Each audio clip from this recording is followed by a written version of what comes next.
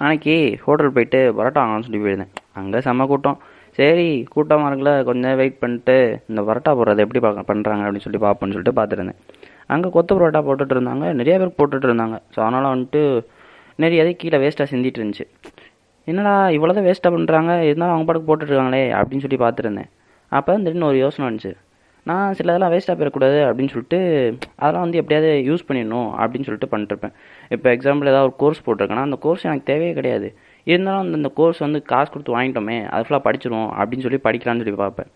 So அப்போ தான் யோசித்தேன், அது வந்துட்டு என் லைஃப் தேவைன்னா நான் படிக்கணும்னு அவசியமே கிடையாது. ஏன்னா படிச்சுமே எனக்கு அதுக்கடுத்து யூஸ் இல்லை. ஸோ அதனால் வந்துட்டு அது ரொம்ப ப்ரியாரிட்டிஸ் நமக்கு அவசியம் அப்படின்னா மட்டும் படிக்கலாமே தவிர அது வேஸ்ட்டாக போயிடுது அப்படின்றக்காக படிக்கணும்னு அவசியம் இல்லை.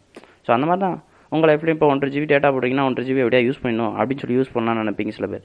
ஸோ அந்த மாதிரி வந்துட்டு தேவையில்லாத டஸ்க்லாம் டைம் வேஸ்ட் பண்ணாமல் எது ப்ரியாரிட்டிஸ் அதை மட்டும் பாருங்கள். ஓகே, பாய்.